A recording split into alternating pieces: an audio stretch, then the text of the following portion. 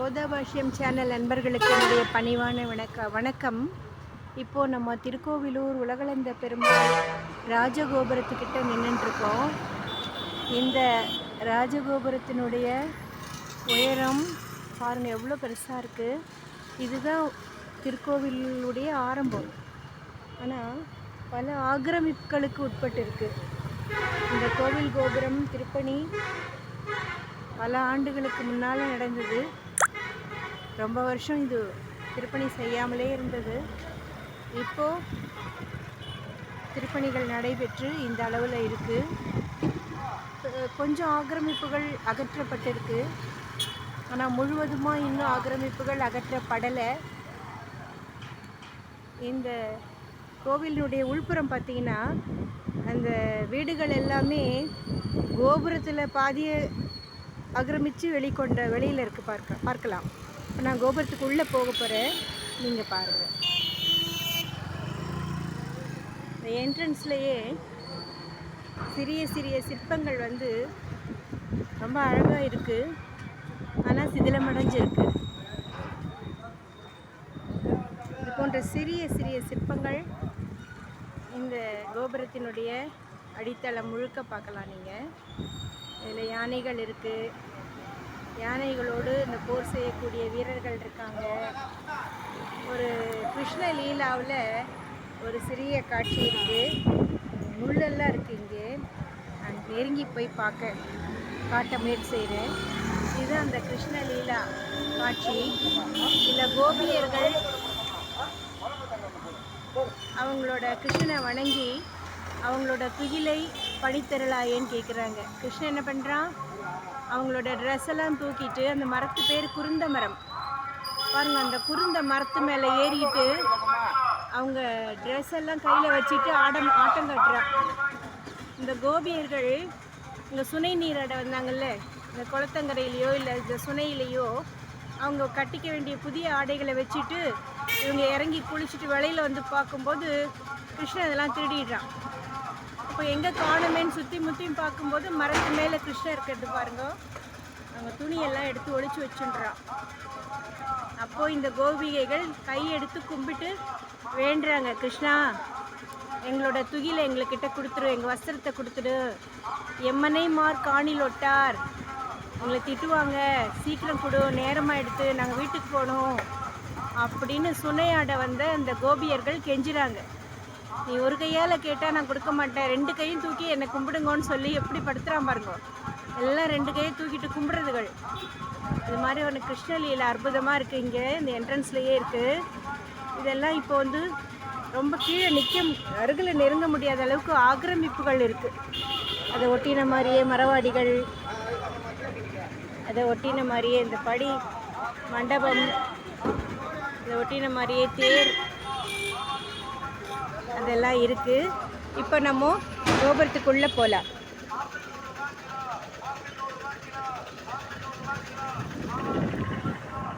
என்ட்ரன்ஸ்லையே இந்த எவ்வளோ உயரமாக இருக்குது பாருங்கள்.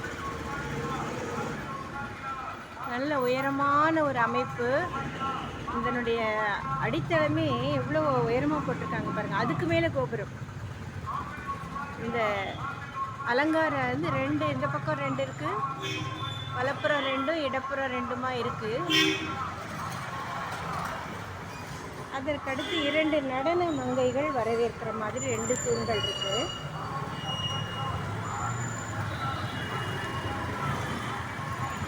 நம்ம பல கோவில்களில் பார்த்துருந்தா கூட இந்த நடன மங்கையருடைய சைஸ் அளவு பெரியதாக இருக்குது. எல்லா பெரிய கோவில்களோட வாசல்களில், பாரம்பரியம் மிக்க கோவில்கள் அதில் இந்த வாசலில் நம்ம பார்க்கலாம் இந்த அமைப்பை பாருங்கள். கீழே ஒரு யாழி, இந்த யாழி மேலே இந்த சிற்பம் நிற்கிற மாதிரி காட்டியிருக்காங்க. இந்த கொடியுடைய அலங்கார வளைவு பாருங்கள், எவ்வளோ பெரிய ஒரு சிற்பம் இருக்குது பாருங்கள். இது போல் 4 சிற்பம் இருக்குது இங்கே. வலப்புறம் ஒன்று, இடப்புறம் ஒன்று. இந்த யாழியோட அமைப்பு பாருங்கள்.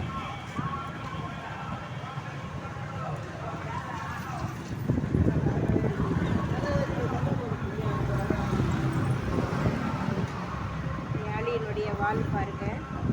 இந்த நடன மங்கையுடைய பாதம், அந்த யாழியினுடைய தும்பிக்கை.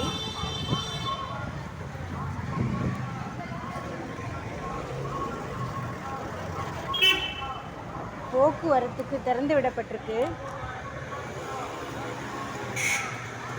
இதை எடுக்க முடியாத அளவுக்கு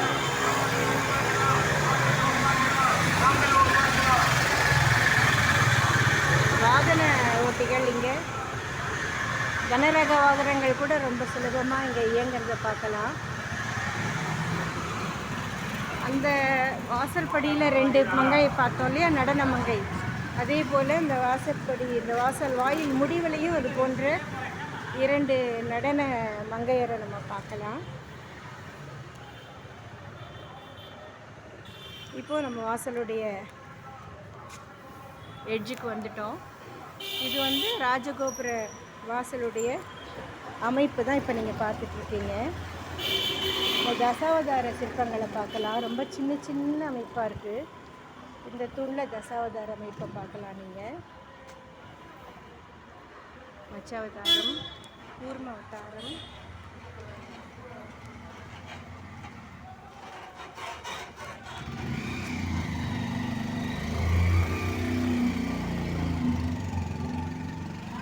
இந்த தூண்கள் முழுக்கவே இந்த அவதார சிற்பங்கள் இங்கே இருக்குது. ஆனால் எடுக்க முடியாதபடி வாகனங்கள் வந்துட்டு போயிட்டு இருக்கிறதுனால நின்று அதை எடுக்க முடியல. இப்போ நம்ம இந்த கோபுரத்தினுடைய நுழைவாயில் கோபுரத்தினுடைய ஆக்கிரமிப்புகளை உடனே பார்க்கலாம் வாங்க. திரும்பின உடனே முதல் வீடே பாருங்கள், கோபுரத்தில் பாதியை ஆக்கிரமித்து வெளியில் வந்துட்டு பாருங்க.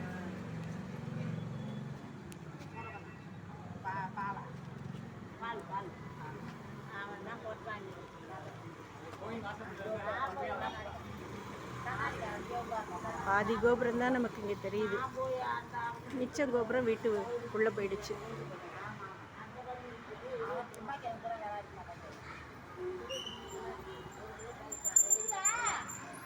இன்னும் கொஞ்சம் தூரம் போயிட்டு இந்த கோபுரத்தினுடைய முழு அழகை நீங்கள் பார்க்கலாம். இந்த புறமும்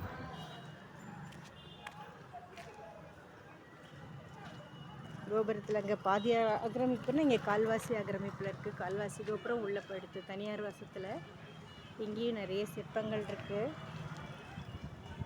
கோபுரத்தினுடைய உள்பக்கம் இப்போ நம்ம பார்க்க போகிறது.